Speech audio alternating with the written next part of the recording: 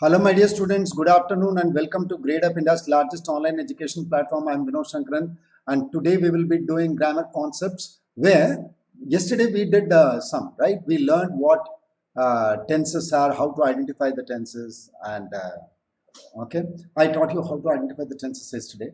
And today we will carry on with that same concept and understand some more about verbs. Today we will understand what auxiliary verbs are. Auxiliary verbs क्या होते हैं and clauses, which is a very important concept because a sentence can have error in only two places. Clauses या phrases में हो सकता है. तो उन दोनों को हम लोग समझने के लिए clauses. Let's try to understand clauses also. And first of all, what are auxiliary verbs? A lot of you have a lot of problems, sir. Helping verbs, auxiliary verb, that verb, but then never do you have the concepts clear in your mind. So we will make sure we are okay. We'll make sure, Rishika, welcome, beta. Good afternoon. Okay, we'll make sure we understand these concepts well. These are important. These are very important. Okay, so grammar concepts where auxiliary verbs and clauses. And now what I need you to do is please share the link, subscribe to the channel, and ask your friends also to join in. I know you all watch me in the app. Okay, watching in the app is one thing, and these concepts are also all that important also, right? So if you're not going to join the course, then at least make use of these classes and tell your friends also. Okay, so let us start cracking. Okay. Now again, as I tell you in every class, the first thing to do is, if you're looking to prepare for any of these exams, or take a Gradeup Super. Okay, take a Gradeup Super subscription. With that subscription, you can attend many classes of IPMAT, DUJAT, etc. And this is one of the courses, BBA Foundation 2022. The batch has already been launched. It is for IPMAT, DUJAT, Set B, and PAT exams. And we are also on Instagram now. You can follow us on Instagram. Okay, now you will be getting these discounts. Okay, flat 25% off by using this coupon NEW25. And you will get it for 22,500. This BBA IPM 2022 batch. DUJAT Super Crash Course. For this can be availed for only 6,375 now. Make full use of this. And Super 6 months, okay, will cost you 15,000 rupees. And installment is also available there. Okay, now, what are the things that we are going to discuss in today's class? The first one will be what are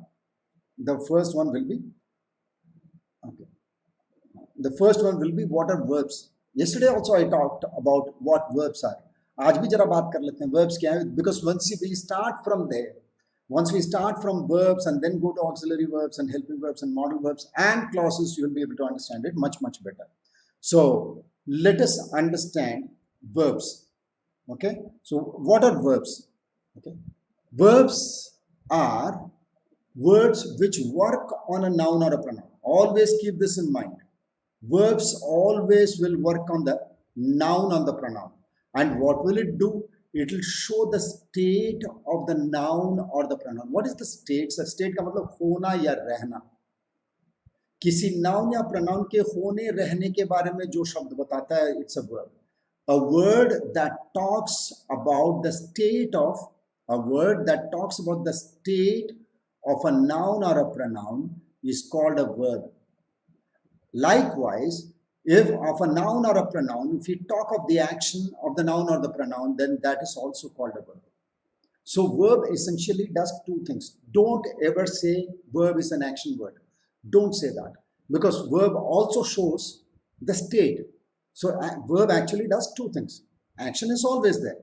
It also shows the state or action of a verb. So therefore, what is a verb? A verb shows the state or action of a noun or a pronoun. Now, let me ask you a few questions. When I say I am happy, now happy is an adjective. Happy is an adjective. What is this verb? Is it a state verb or it's an action verb? What kind of verb is am? What kind of verb is am? Is it a state verb or it's an action verb? What kind of verb is that? I am happy.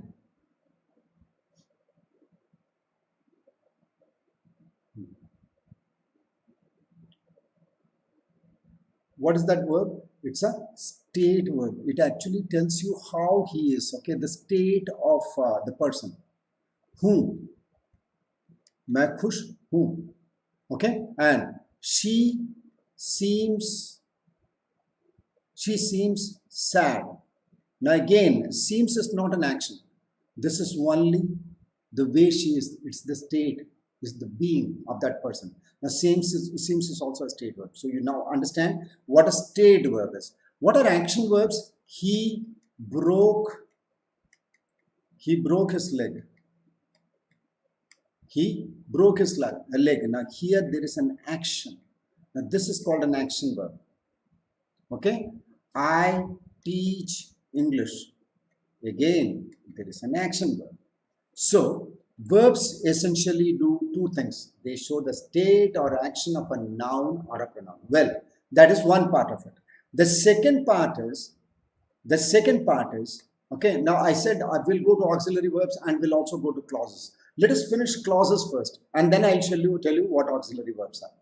Okay, so let's come to the next concept, which is also a very important concept. Now, this again we did in the last class. Today I'm touching on it again. Now, we know that the verb shows the state of a noun or a pronoun or the action of the noun or the pronoun. The time of the state, that is when I say I was happy to hear the news. I was happy to hear the news. Now, when you say was, the state is being shown and the time of the state is also shown, which is the past time. So the state of the verb, the state verb is in the past tense. The state verb is in the past tense. That means verbs can also show time. Verbs, that is the state of a noun or a pronoun, that is a verb, can show the time. Likewise, an action of a noun or a pronoun can also show time. Okay, so what are the three times that can be shown? Present, past, and future. Present, past, and future. So the state verb has time.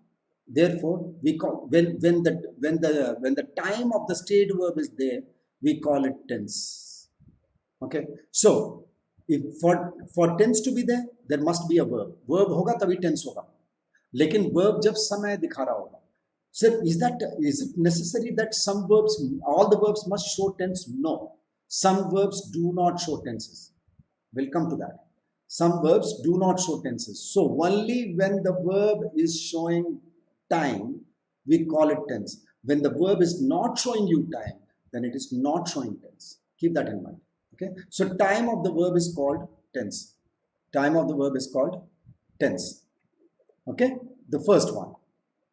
So what is tense? If somebody asks you, you'll say time of the verb. But then as soon as I say time, you see, without tense, there can be no sentence. That means, of course, there can be no sentence. See, ultimately, what do? We pick a noun or a pronoun, and quote the state or the action and also have a time for this. That is simply putting it, we write tense with the noun or the pronoun.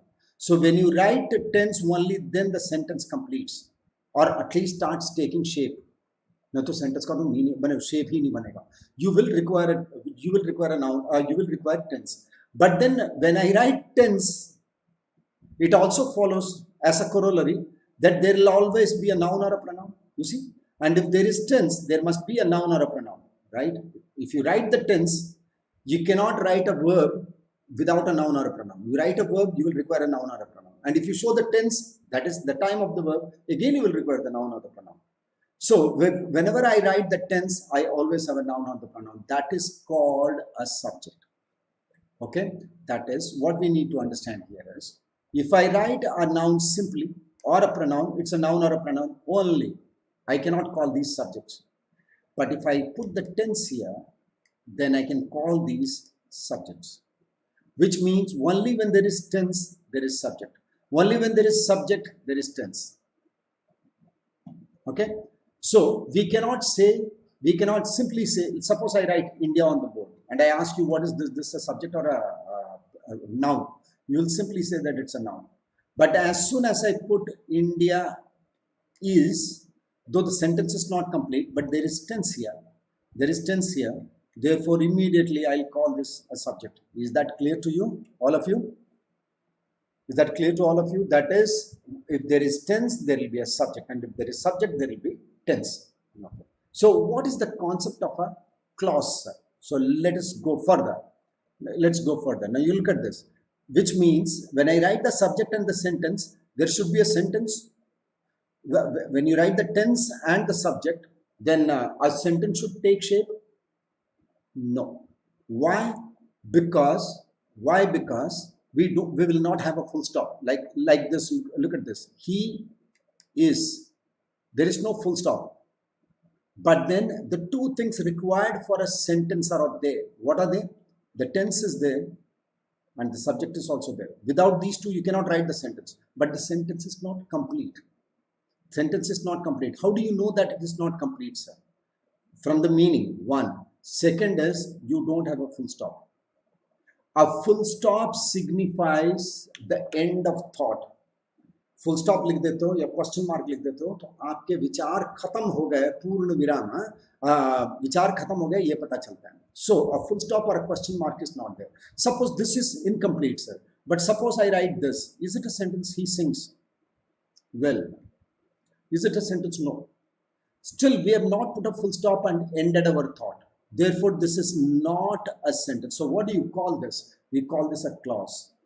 That is, if you have the subject which is important for a sentence, if you have tense which is important for a sentence, and you also have, suppose, full meaning, but if you don't put a full stop beta, this will remain not a sentence. We will call this a clause. Do you understand? What is a clause? A clause is the subject and the tense without the full stop, which means within a sentence, within one sentence, you see there is one full stop, means one sentence. There is one sentence, but there are two clauses. You see, there is a subject here, there is tense here. Subject and tense, one clause. Subject and tense, one clause. Okay? Okay, there are two clauses. There are two clauses and one full stop. There are two clauses and one full stop. So within the sentence, I have two clauses. There are two places where I can see tense. Therefore, there are two clauses. I can see tense here. I can see tense here. Tense does not come alone, subject. Tense does not come alone, subject. Okay, there are two clauses without the full stop I am talking about. This is clause 2. This is clause 1. Both together from here till the full stop, this is called a sentence. So again, let me repeat. The sentence has two clauses. As soon as you put a full stop, it will become one sentence. So within the sentence, I can have multiple clauses. Why is this important, sir? Because a sentence contains only two things. Okay? Two groups of words. First group is called the clause. Second group is called the phrase. The errors must be there in the clause or there in the phrase. That is all. You understand there are only two things in a sentence. Okay, a group of words. Sentence itself is a group of words. I can divide the sentence into, again, subdivisions of groups of words. So there are two groups of words, smaller groups of words, clause and a phrase. The error must be there in the clause or the phrase. Therefore, these two concepts become very important if you want to correct sentences. Now, though my parents do not live with me, clause number 1. I am, clause number 2. And then there is no more tense. Therefore, there are two clauses within one sentence. With a full stop, we'll call it one sentence. Now, come to the third one. He says, clause number 1. Everybody knows, clause number 2. Okay, and then I will not have, clause number 3. When I am there, clause number 4. 4 clauses and one sentence. 4 clauses and one sentence. Okay, so we have 4 clauses in a sentence. That's also possible. So we now know what verbs are, tenses are, subjects are, clauses are. Now let us come to auxiliary verbs. What are auxiliary verbs? Any verb that is auxiliary verbs, again, can be divided into 2 groups. One is called the helping verbs. One is called the models. Don't say that auxiliary verbs are helping verbs only. No. Auxiliary verbs have 2 subdivisions. One is helping verbs, one is models. One is helping verbs, one is models. Helping verbs are followed by the verb form V3 or the V4. Helping verb है, कैसे पता चलेगा? Because after the verb, if you see the V3 form or the V4 form of the verb, after a verb, then it is after one of the verbs. Like, look at this. I am teaching. Okay. So if after this verb, if you see V3 or V4, then this is called the helping verb.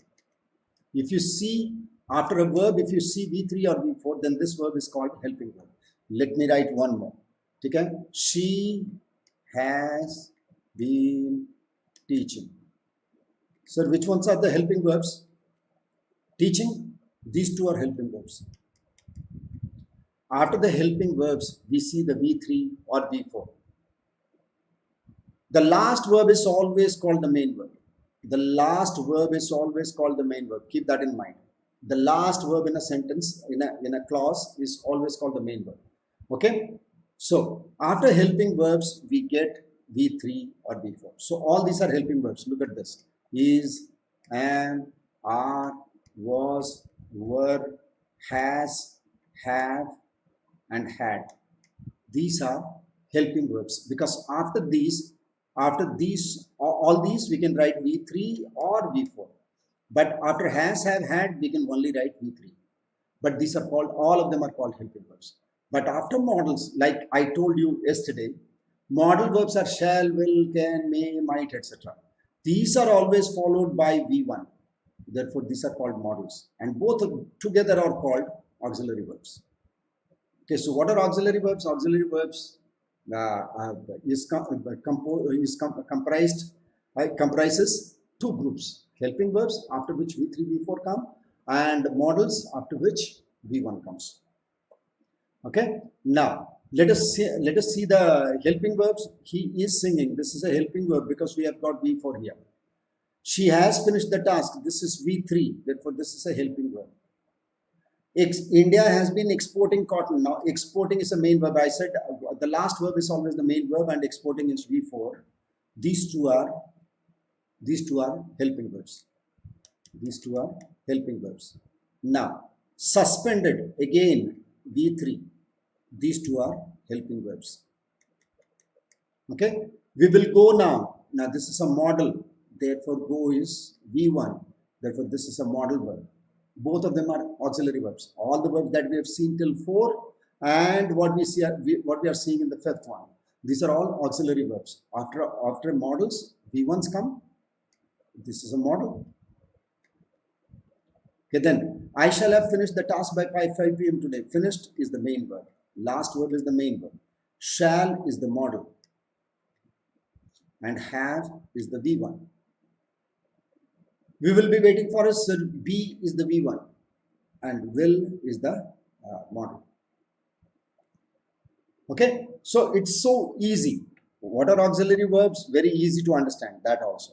Okay, now that's all for this session. But take a Gradeup Super and avail of a 25% discount by using new 30,000 rupees worth of Gradeup Super for BBA IPM. You can get it for 22,500, and for BYJU'S Super Crash Course you can get it for, when you use this coupon, you can get it for 6,375. And for Super 6 months BBA IPM subscription, you just need to pay 15,000, which actually cost you 20,000, and you will also get installments. This batch is already running. You can take a Gradeup Super subscription and join this. We are already on Instagram, and this is the handle to use. Okay, for any queries related to the course, call these numbers. Okay, please subscribe to this channel and share the link with all your friends also. Okay, and press the bell icon for notifications. And you can also join the Telegram group. Thank you all very much. See you in the next class. Bye-bye.